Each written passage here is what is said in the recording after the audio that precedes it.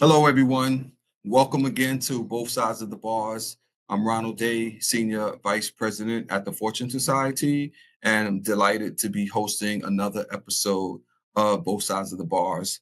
Today, we have a pretty extraordinary show, and the guests are phenomenal individuals who I'm so excited that you are going to have the privilege, I would say, to hear from. This particular show is titled Sing Sing, right? We're going to be talking about a film called Sing Sing that relates to a program inside called Rehabilitation Through the Arts. And so let me read the synopsis here. It says, universally acclaimed by critics, last year's film Sing Sing is based on the Rehabilitation Through the Arts program at New York State's maximum security prison.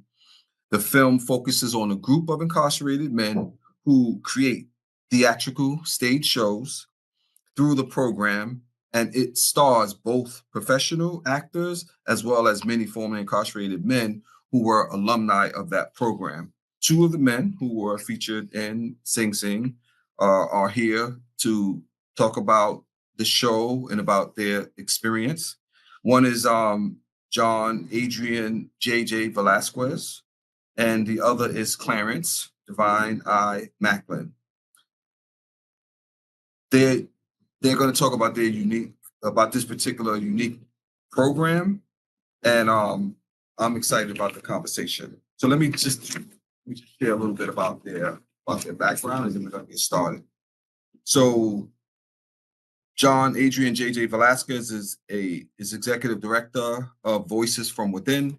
It's a multimedia education initiative that addresses the epidemic of crime and incarceration through the voices of people living with the consequences of their choices and the victims left in their wake.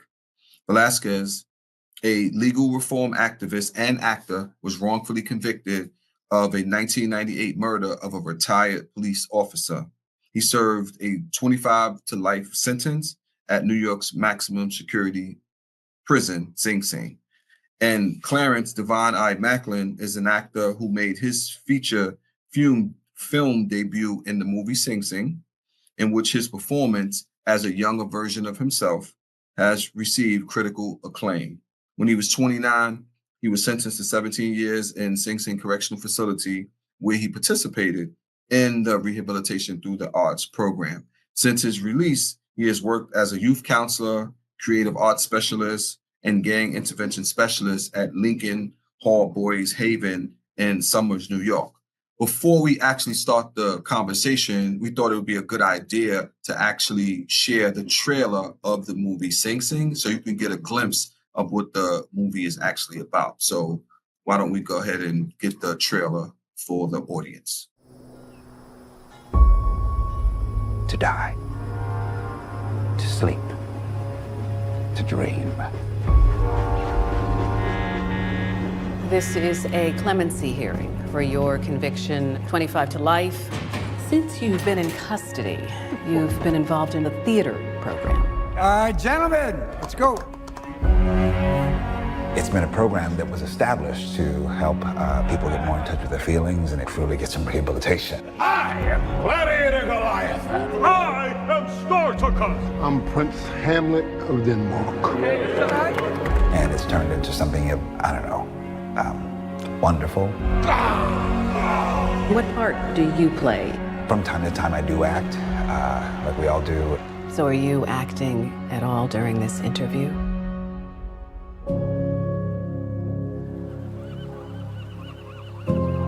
We here to become human again and enjoy the things that is not in our reality. I think you guys are becoming real with each other, vulnerable. Listen, I already know what you're doing, know who you are, what you about, bro. What? You don't get to tell me what I need in prison. You don't get to do that. And don't bring me in those dark corners no more. The world expects brothers like you and I to walk in with our heads held down. Nah, what you gotta walk in like a king. Everything is yours. I'm divine now. Yeah. This is my theater. Now give him some love, give him some love. Go to your most perfect spot. Do you hear anything? Are you with somebody? Are you outside? Hold that feeling. All right? 1, 2, 3. Let's go! You gotta admit that I murdered that Hamlet scene, bro. Shakespeare is in his grave right now. He rolled over. You did your thing, beloved. Thank you for allowing the audience to see the trailer. So let's get to our guests, Mr. Maclin and Mr. Velazquez. So why don't you tell us a little bit, Mr. Maclin, we'll start with you. Tell us a little bit about yourself and that role that you played in the movie Sing Sing. And then we're going to get to talking about the program Rehabilitation Through the Arts. But tell us a little bit about yourself. All right, man. I grew up in Mount Vernon, New York. You know, just like everybody else in the rest of the boroughs, we grew up poor, single parent home. You know what I mean? That was my situation, my circumstances. I grew up artistic. I like to draw, I like to paint, create with my hands. You know, I like to do all those things. However, you know, I suppressed all that to be a part of the in crowd. It's like, you know how the neighborhood go. You know, the artist is the nerd. So I wanted to be a part of the in crowd, so I started doing in crowd things, and I really suppressed the more artistic part of myself until, you know, I got into prison and got into the Rehabilitation Through the Arts program. That's when that thing awakened back up. But all the way up until then, I was more or less I was into the streets hard and heavy. I was into everything that was in the streets until I got back into the program. Excellent. Thank you for that, Mr. Maclin. Appreciate it. Mr. Velazquez, tell us a little bit about yourself and your involvement in the movie Sing Sing. Yeah, sure. My journey was a little bit different. You know, unfortunately, I spent almost 24 years incarcerated for a crime I didn't commit. But while I was incarcerated, I met great brothers like Divine Eye and other brothers that helped me get through my own trauma, my own pain, through programs like RTA, Hudson Link, Voices from Within, and the like. And so, you know, programs that were available to the population that gave people an opportunity to believe in themselves and to believe in more than what society deemed worthy for us while we were incarcerated, which is more like the modern slavery trade. You know, like RTA was an awakening for a lot of individuals, including myself, where we were able to see ourselves as human beings outside of what we were being depicted as by the carceral system. And so being fortunate enough not only to witness the work of RTA and other programs like that throughout my incarceration, I was eventually released through executive clemency by former Governor Cuomo. And within 10 months of my release, I was put on a scene of a movie. And we had to do that in 18 months because Coleman Domingo was in between 18 days. Color Purple, and he was also in between Rustin. Mm-hmm. And so within 18 days, you're talking about a cast of formerly incarcerated individuals with 3 professional actors from Hollywood getting together and making the best movie the world will ever see. Wow, that's phenomenal. I mean, that just shows the potential of people who have been impacted by the system. You know, I always say that the bar is often set low for people who've been inside, and we're trying to make sure that we raise the bar because you guys have certainly done that with your involvement, not just in the movie Sing Sing, but in the work that you did with Rehabilitation Through the Arts, but just generally.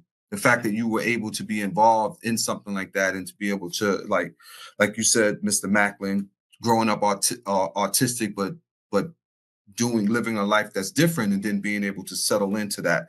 One thing I want to ask is when the curtain closes, right?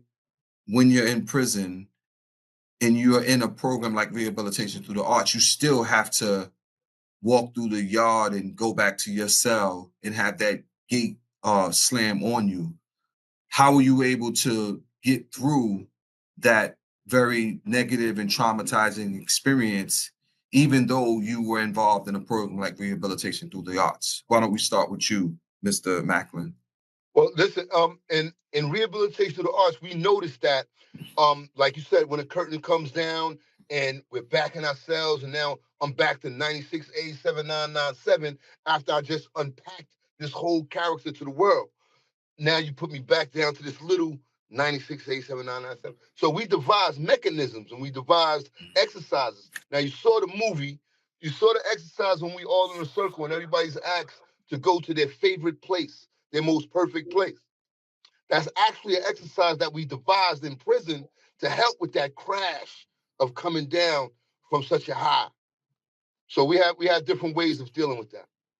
Excellent. And what about you, Mr. Velazquez? I think the greater, and I'm hoping I'm answering your question in this, but I think the greater message that society really needs to understand about programs like Fortune Society as well as RTA is that these are programs that don't service just the individuals who are involved in the program. They're actually programs that service the world. And so to give a micro look at this, right? When I pulled up to Sing Sing many moons ago, and I don't want to reveal my age in this, but I did decades in prison. And so when I pulled up at Sing Sing for the very first time, I heard about this theater troupe that was going to put on a play for the population, for people that are running around living in misery, right? And so we're seeing that there's people that are really a part of who we are, our population, that are meant for us. They're going to put on a show for us, right? And it was crazy because for me, I came from upstate where things were like a little bit treacherous, kind of like the life that we were living in prison. And then to come down to this place where art is about to expose itself to the population. And the play was called The N Tribe. And so, as you can imagine, we're talking about the N word, a word that is so derogatory in its nature, yet there's people from our culture that take it and use it as a term of endearment. And so what the N Trial did, this play, put that word on blast to a point that people felt uncomfortable using that word within the population. And that's where the scene between Coleman and Clarence comes when they talk about, we don't use that word here, we use beloved. And now we have an organization called Forward, FWD, FRWD, right? That's actually pushing forward a message through shirts. And they're saying, they crossed out the word inmate and put beloved underneath, right? And that's the message we're trying to get across to the world, is that we're not inmates, we're not niggas, I'm sorry to use the word, but just to bring it out for people. We're not none of that. We're human beings. We're people just like you, with brothers and sisters, fathers and daughters, and until we start to look at each other in that way, we're not going to be able to heal as a society. And so that's why this movie is so important.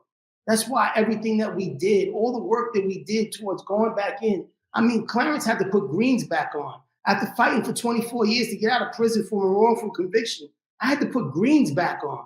That means something different to us than other actors, right? But we did it because we felt that this message was so imperative. We felt that the world needed to understand that there are human beings that are incarcerated, and if we just treat them like human beings, we might be able to change this world. And I think that's more important than anything else. Right. Yeah, and I think the world will understand. Mr. Maclin, a question for you. What are some of the messages conveyed to the audience by the movie Sing Sing? What messages did you all want to convey to the audience? Well, one of the messages is one that you just heard from my brother JJ, that the people in prison are actually that. They're human beings, they're people, and they're coming home. The other message is that, who do you want to come home? Do you want somebody that came home that just only spent the yard and thought about pretty much everything he thought about when he was in the street? Or do you want somebody that's coming home that really trying to invest in themselves and trying to change themselves for the betterment of society? These are the two individuals you have to choose from. One of them are being programmed. One of these individuals are being programmed with positive programming. The other one is just being punished. Who do you want home? Who do you want on a grocery line next to your children?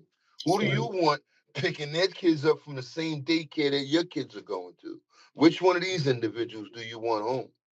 Mm. I think that's a profound question that the audience, when they see this piece, should reflect on.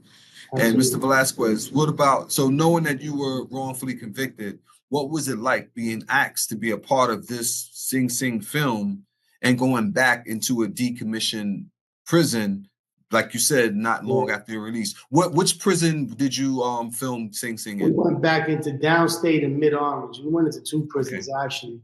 Gotcha. But yeah, so I came home and I was offered this opportunity, right? And so there was like a crossroads between like, do you really want to go back into a prison and do this? And do you really, how are you going to be depicted? But when I started to see like the team of individuals that was on this, learning that people like Divine I and Divine G have been invested in this production over 7 years, close to 8 years, like I started to realize like Divine I is my brother. He was my brother inside. And so something that he's involved in has to be backed by integrity because that's what he epitomizes to me.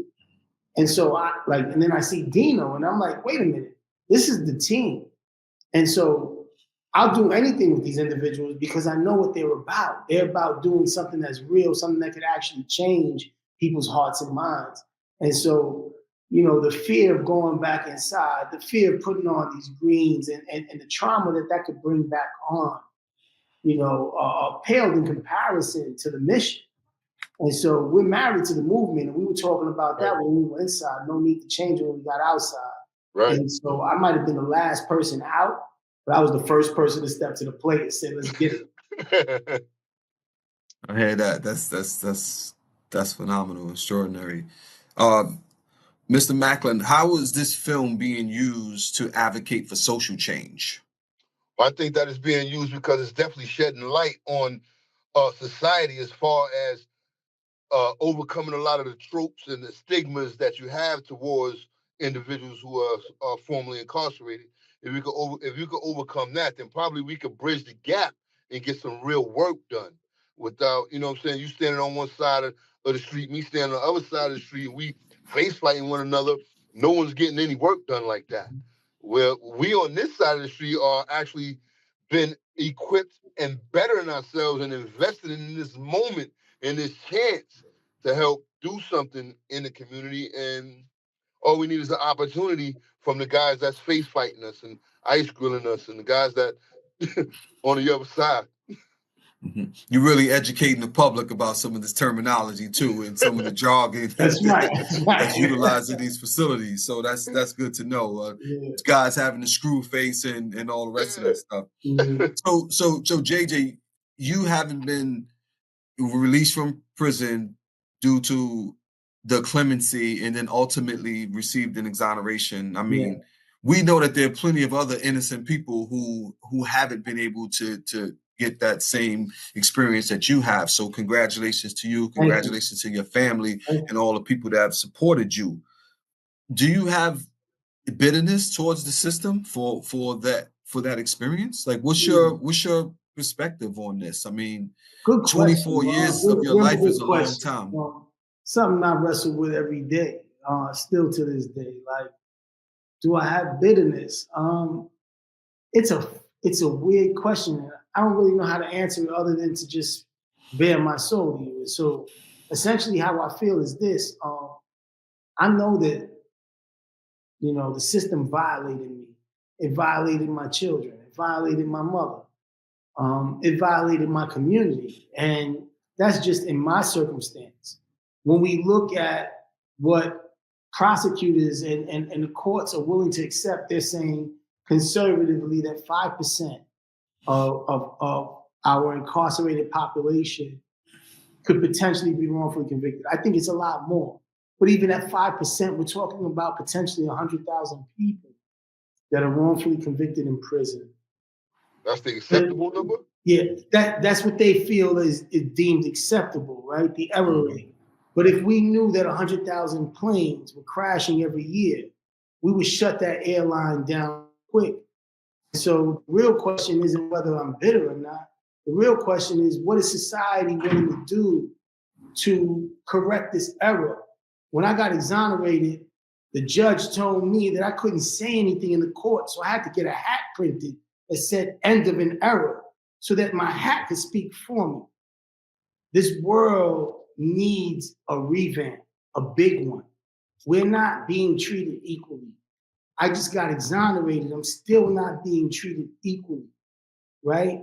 I should have never gone through this in the first place. And we're talking about hundreds of thousands of individuals who are potentially going through this while I'm speaking. Let me bring this down even quicker and closer to the heart. We're talking about a movie. We're celebrating the success of a movie. It's based on John Divine G. Whitfield, an individual who right now, and there's nothing wrong with driving a train, being a train conductor, but right now, he's a train conductor on the F train, right? And he is a convicted felon for a crime he did not commit, right? And we're celebrating the success of this film, but we're not celebrating the success of his exoneration. And so I feel fortunate, and I'm glad that I'm in a position to be exonerated. I feel like the luckiest person on this earth right now. But I wonder why brothers that are so close to me, so close to the story, and so close to all of the success that I've experienced in the short 3 years that I've been home after 24 years of incarceration, why this individual 30 years later has still not been rectified as a human being, as a person that he was born to be, right? Why is it that his conviction still stands? Why is it that he must still go through trials and tribulations that he didn't bring upon himself? Mm-hmm.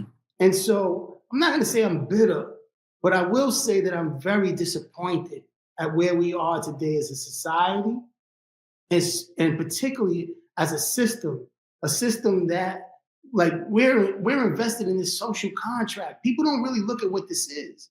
We're invested in a social contract where we pay taxes. Money's being taken from our earnings on a regular basis, and we're not being protected. I didn't feel protected when I did 24 years in prison. I felt violated. And there's a lot of people who feel the same way, and they don't deserve it. And so we don't need to talk about how I feel. We need to talk about how the people who are still innocent, languishing behind bars feel. And I hope that everybody listening to this takes a minute to think about that and reflects on that, because all of us have power when we sit on a jury panel to make the right decisions. Thank you.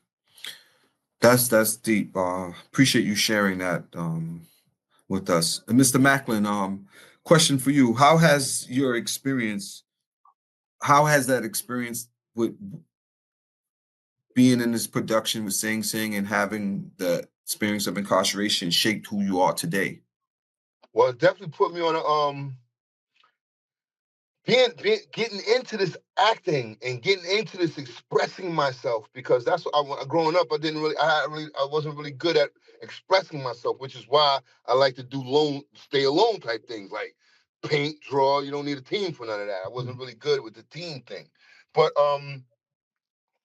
getting involved with RTA and being a part of an ensemble, being a part of a team, being having some accountability, and also having some measure of authority, because everybody in RTA words count. Everybody has a say-so in the production that we're going to put on, in the message that we want to put forth with the production, and how we're going to present it.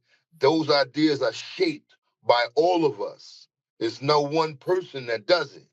So that getting that experience, I feel, also prepared me for where I am now, and being a part of different type networks. Like right now, I'm a part of my managers have a network. My publicists are part of a network, and agents. It takes a whole village. It takes everybody to create this whole thing. And that's how it is in life. No one man is going to be able to swim them 9,000 miles by itself.